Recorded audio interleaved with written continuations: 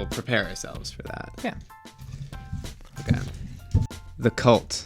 So this week, we have to figure out how to use Pandora's blocks to play the cult. Ever since like 2005, we've been making up and playing our own games. Then last year, we created Pandora's blocks, which are these tools we use to help improvise without the pressure of pulling something out of thin air. There's images on all sides so that when we roll them, we can use the face-up images as inspiration. We also, every single week, make a brand new block with our just drop-dead Nothing's wrong with him. Nothing's wrong with him. There's literally nothing wrong with him. Graphic designer Logan Sutherland. So this week, we made the sci-fi block. And this is part of our genre pack, our film genre pack. Here is the sci-fi block. I have to say, this is my favorite block to date. To date so far. Yeah. I'd take it out on a romantic thing, a just casual thing. Whatever it wants. Yeah. This is some new merch that we've got, some branded merch. If you're interested, head over to ecoware.us and make a purchase, and we'll get some of the proceeds, which is great, and the other proceeds go to making you a shirt.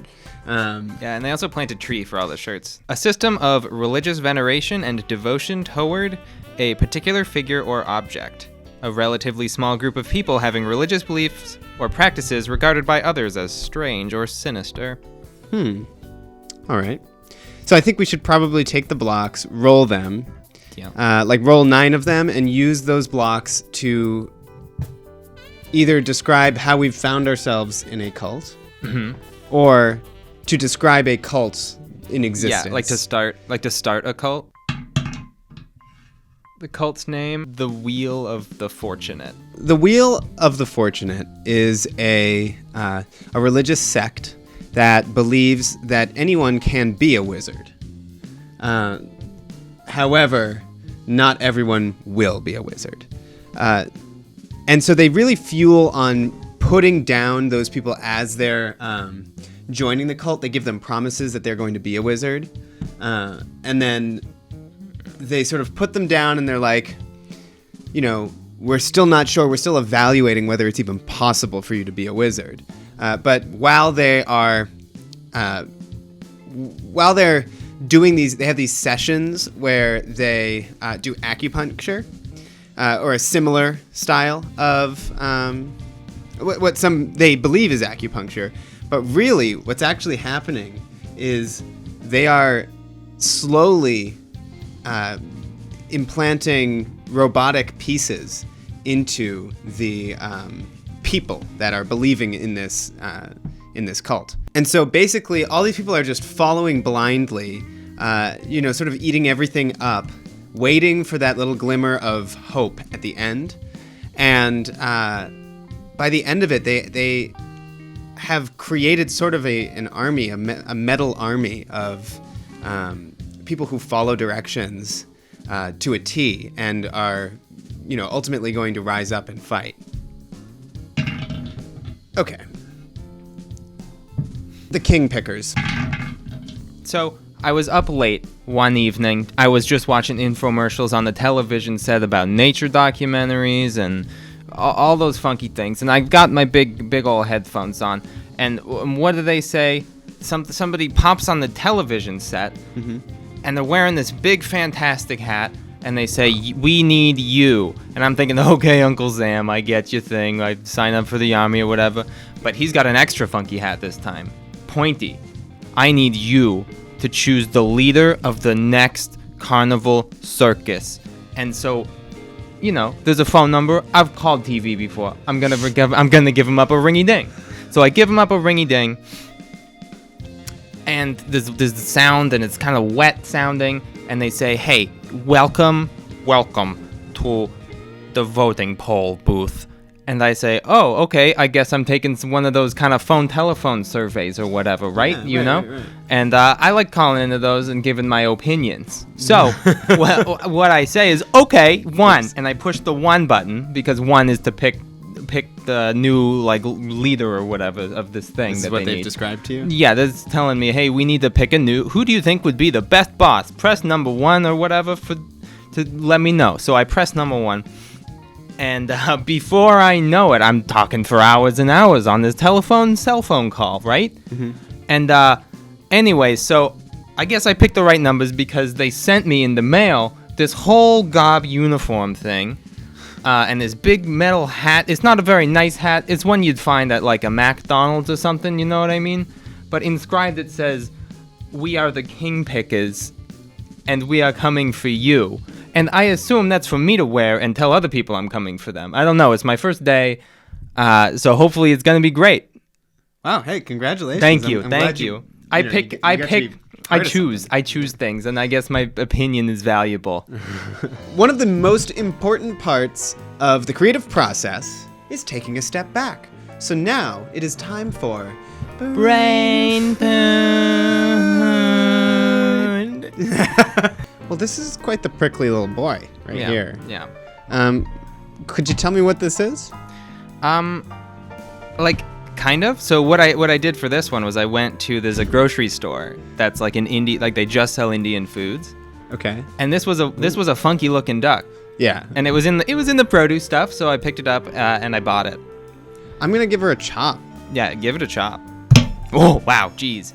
This is eatable raw. I asked the guy. I was like, just "Can the you whole eat thing? this?" Yeah, like you can eat it. Like you can. I eat guess like this don't part? eat the seeds or whatever. Like that's the part that you want. You want the outside? Yeah, you want the outside.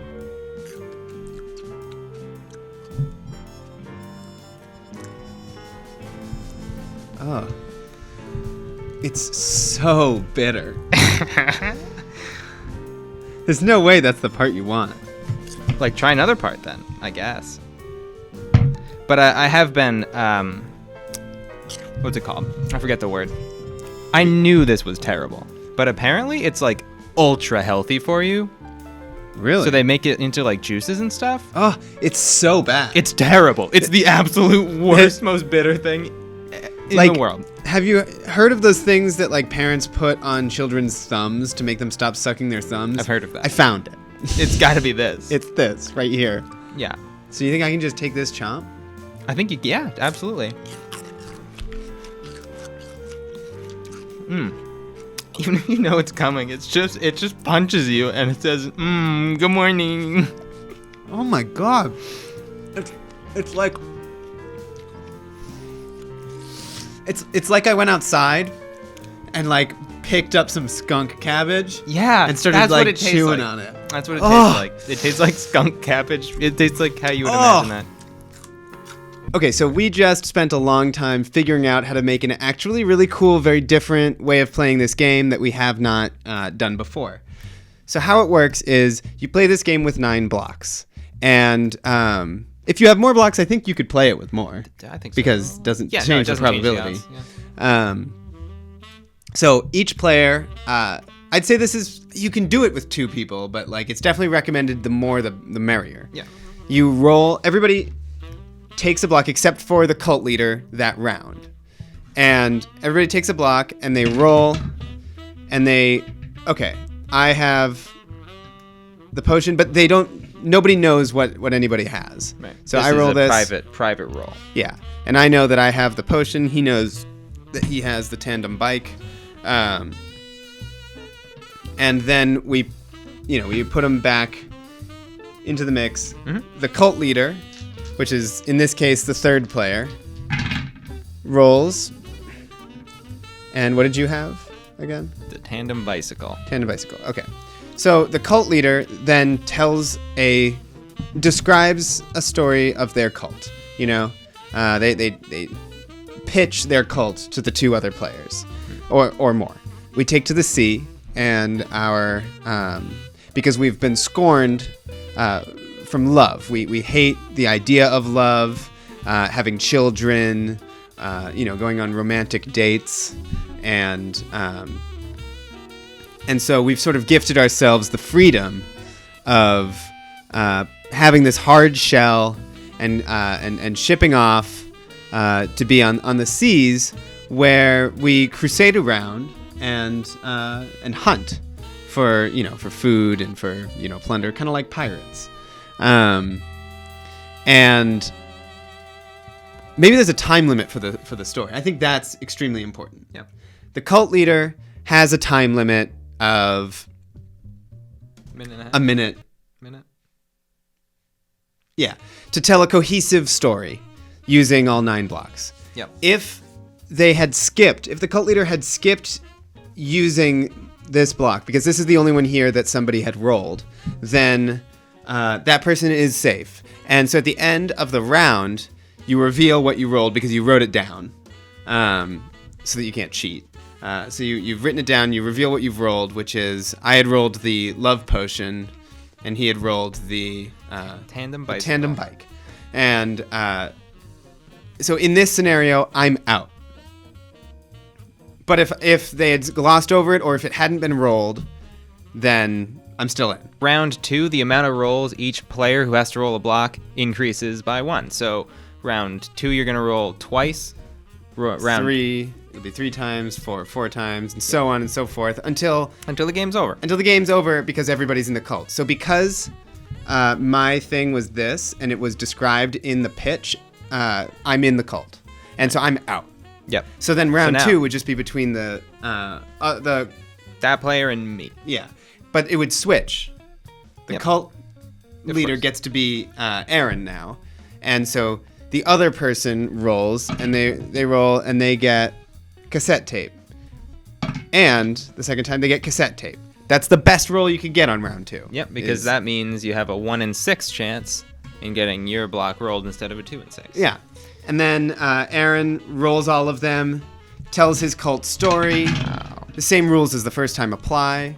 And if that person didn't get out, then it goes back and forth. It goes back to them, and they're the cult leader now, and they're trying to get Aaron into their cult. But this time we're going to roll that block 3 times. You know, so it's Santa hat, cookie, and deer. That's a big one. That's a big one. That means that there's a 50-50 shot that you're going to be inducted into the cult this round. Exactly. But there's also that extra added on fun because the cult leader is under a time limit, and so they very well might skip over including one of the images. This is a cool game. I want to know if it works. We're going to have to try and play it with people. Yeah. We're going to need to get a couple more friends. Yeah. Play this game. We'll keep you posted on the Instagram. Yeah. Don't forget that you can buy this game on Amazon. If you just look on Amazon, if you look up Zack and Aaron, it's the first listing, but also we have it linked down below. And we got an update to our business card. Yep. This time it looks pretty nice. Yeah, like this part looks great, but this part is too messy. Yeah, it's too busy. They printed it way too dark. It's not our fault. Check out our Instagram because we post every single day sick photos like these ones of the blocks. In each week, we post the new blocks of that week that was released on the episode. And so it's really cool. Follow us. It's a lot of fun. We're really growing pretty quickly on that. Yeah. And there's fun stuff in our stories for you to check out. Yeah, click them. All right, now it is time for Q&A. With Z and A. This week's question is from Patron Jen, and the question is, if you needed to, would you rather wear contacts or glasses? Glasses. Yeah, glasses too, for sure, for Absolutely, I'd choose glasses. me. I don't want to touch my eyeballs. I'm afraid of doing that. Like, I'm sure I would use the contacts, but like the only thing that is stopping me from buying glasses with clear lenses just for the style of it is the fact that you look like a big poser. Well, I wouldn't look like a big poser, but I would be judging myself, you know?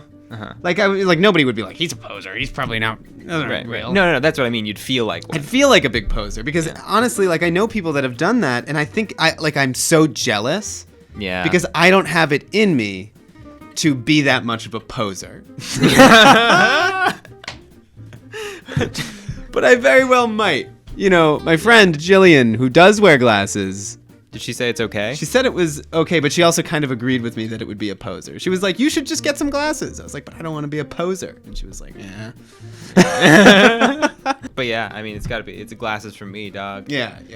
Because glasses are cool. They're cool. Yeah, rock them. Rock them if you got them. And now it is time to send y'all off with a little bit of parting words of wisdom. If you didn't apply at home, then you can't be dead in the water. And honestly, we had a huge blast this week. We came up with what we think is an actually super killer game. Yeah, like this is a game that like a board gamer would probably like. Right. Whereas the other games are more for party stuff, just fun things to do with friends. That's really our expertise, is just sort of like a fun little party game that you can bust out and just hang out while you play. There's no winners, really, for the most part, except for Googly Dies and Critter Creator sometimes.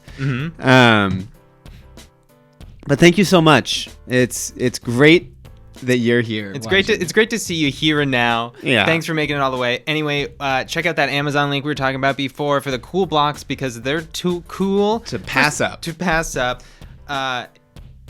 Wow.